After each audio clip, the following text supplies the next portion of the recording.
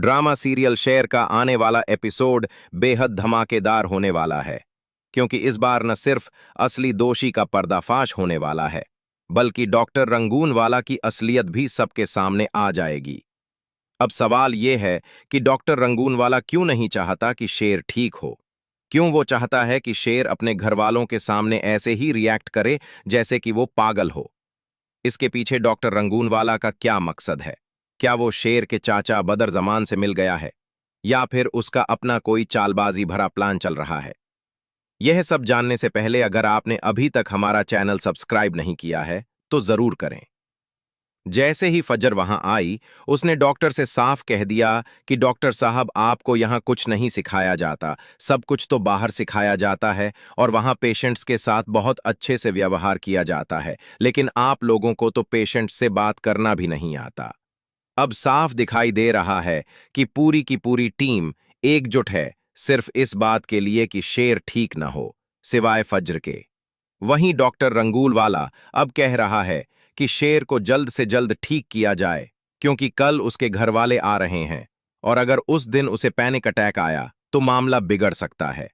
Doctor अब सबको पहले से ही तैयार कर रहा है कि कल शेर को पैनिक अटैक जरूर आएगा और सब लोग इसके लिए तैयार रहें। शेर की सिर्फ एक हमदर्द है, फज्र। वो आकर शेर से कहती है कि कल तुम्हारे घर वाले और ससुराल वाले आ रहे हैं, तुम्हें अच्छे से तैयार होना है और उनके सामने ठीक से व्यवहार करना है।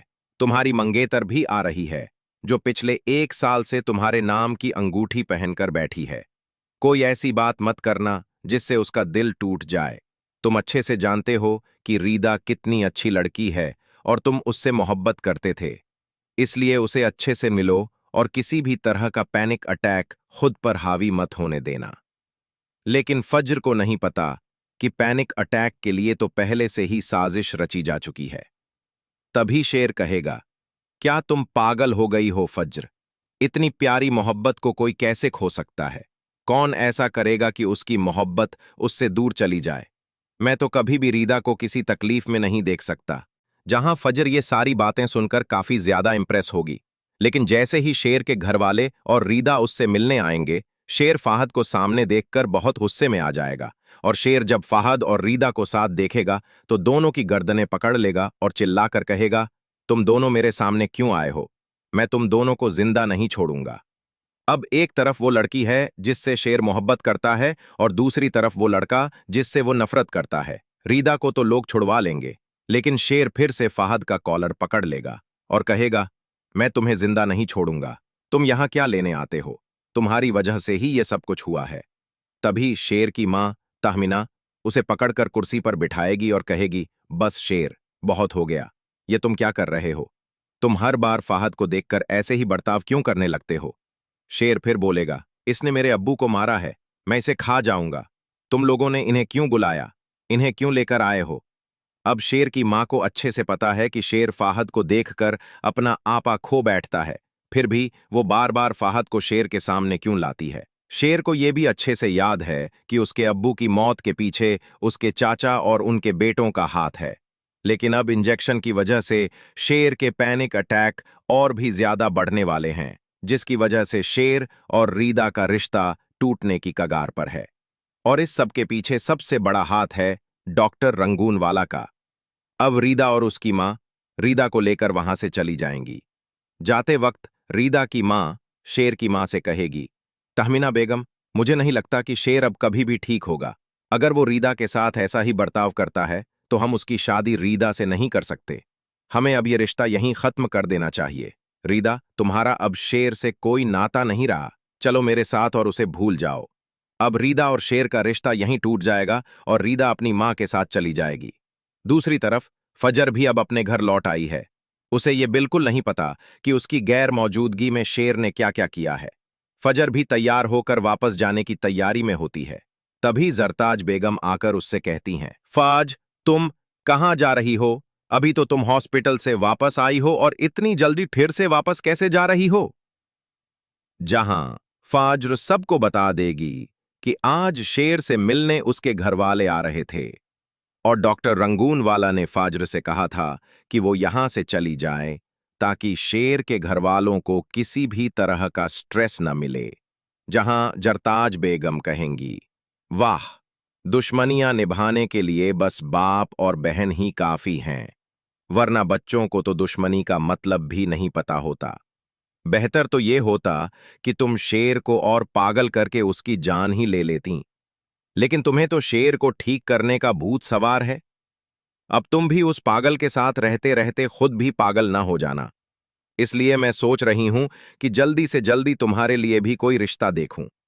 अब तुम्हारी इज्जत बचाने के लिए हमें दोनों भाई बहनों को ही आगे आना पड़ेगा।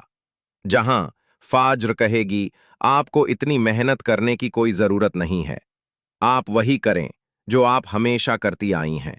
जैसे जहर उगलती थीं वैसे ही उगलती रहें तो बेहतर होगा। और मेरे मामलों से आप जितनी दूर रहेंगी उतना ही अच्छा होगा, क्योंकि मैं आपको अपने मामलों में दखल देने की कोई इजाजत नहीं दूंगी। और जहां तक शादी की बात है, वो मेरा निजी मामला है, आप अपने मसले सुलझाइए। जैसे ही फाज्र वापस आएगी, उसे सारी खबर मिल जाएगी कि रिदा ने शेर से रिश्ता तोड़ दिया है और शेर ने बहुत ही बुरा बर्ताव किया है। जहां फाज्र भागती हुई शेर के कमरे में जाएगी और शेर से कहेगी, मैं क्या सुन रही हूं, मैंने तुमसे कहा था कि अच्छे तरीके से बिहेव करना।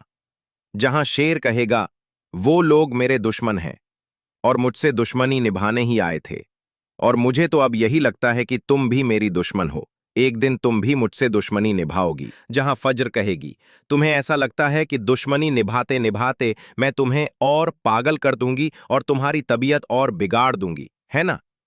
और अगर तुम्हें ऐसा लग रहा है कि मैं दुश्मनी के चक्कर में तुम्हें ठीक करने के बजाय और बीमार कर रही हूं, तो ऐसा बिल्कुल भी नहीं है। तुम्हें ऐसा सोचने की भी जरूरत नहीं है। मैं तुम्हें बहुत जल्द यहां से निकाल दूंगी और ठीक भी कर दूंगी। इसलिए बेहतर यही है कि तुम इन सब बातों पर ध्यान देने की बजाय अपने ठीक होने पर फोकस करो, और जो भी फीलिंग आती है मुझे बताओ। जहां शेर कहेगा, मुझे कुछ समझ नहीं आता कि मैं क्या करता हूं, मुझे कुछ पता नहीं चलता कि मेरे हाथों क्या हो जाता है। देख लो, अभी किसी को बचाने के चक्कर में तुम्हारी जान भी जा सकती थी। जहां फज्र कहेगी, तुम मेरे मुहस्सिन हो और मैं तुम्हें बचाने के लिए अपनी जान भी देने को तैयार हूं, और तुम्हें फिक्र करने की जरूरत नहीं है। अगर कोई तुम्हारे साथ नहीं खड़ा है तो मैं खड़ी हूं तुम्हारे साथ। जैसे ही रात होगी, शेर को फिर से ड्रिप लगाई जाएगी, और मुझे ऐसा ही लग रहा है कि इस बार भी डॉक्टर रंगून वाला आकर शेर की ड्रिप में इंजेक्शन लगाएगा, जिससे शेर की हालत और भी ज्यादा खराब हो जाएगी। फिर सुबह होते ही जब फज्र शेर से मिलने आएगी, तो शेर फज्र से कहेगा, मैं ये सब कुछ खुद नहीं करता, मेरी तबीयत बहुत खराब हो रही है, मेरे सिर में बहुत दर्द हो रहा है और मुझे कुछ आवाजें सुनाई दे रही हैं। फज्र पूछेगी, कैसी आवाजें? तब शेर बताएगा, धक धक की आवाजें, मुझे कुछ भी खुद से समझ नहीं आता, ये सब लोग मुझे उकसाते हैं और मुझसे वो सब हो जाता है जो मैं करना ही नहीं चाहता। जहां फज्र शेर की हालत को समझ रही है और उसे अब सारा मामला समझ में आने लगा है कि शेर को बीमार किया जा रहा है, क्योंकि शेर की तबीयत पहले से काफी बेहतर थी। अब शेर की हालत देखकर फज्र को शक होने लगेगा कि कोई शेर को जानबूझकर बीमार कर रहा है और कोई उसकी ड्रिप में इंजेक्शन भी मिला रहा है। इसी वजह से अब फज्र शेर के पीछे लगे हुए दुश्मन को ढूंढना शुरू करेगी, और सबसे पहले उसे इस दुश्मन को हॉस्पिटल के अंदर ही ढूंढना होगा। जहां तक मुझे लग रहा है, ये सारा काम डॉक्टर रंगून वाला ही कर रहा है, क्योंकि डॉक्टर रंगून वाला के लिए दो मकसद हो सकते हैं। डॉक्टर रंगून वाला का एक मकसद ये हो सकता है कि वो बद्र जमान के साथ मिल चुका हो और बद्र जमान ने डॉक्टर रंगून वाला से कहा हो, हम तुम्हें फंड्स देते रहेंगे, लेकिन तुम्हें शेर को ठीक नहीं होने देना है। जिस दिन शेर ठीक हो गया, उसी दिन तुम्हारे फंड्स भी बंद हो जाएंगे। इसलिए डॉक्टर रंगून वाला शेर की हालत जैसी है वैसी ही बनाए रखना चाहता है, ताकि वो कभी घर वापस न जाए। यह भी हो सकता है कि बदर जमान ने डॉक्टर रंगून वाला से हाथ ही न मिलाया हो और डॉक्टर रंगून वाला ये सब कुछ अकेले ही कर रहा हो। उसे अब समझ आ चुका है कि शेर बिल्कुल ठीक हो सकता है, और इसी वजह से वो बार बार शेर को इंजेक्शन दे रहा है ताकि उसकी हालत वैसी ही बनी रहे। वो चाहता है कि शेर जिंदगी भर उसी के असाइलम मेंटल हॉस्पिटल में बंद रहे, जिससे शेर के नाम पर आने वाला पैसा वहीं आता रहे।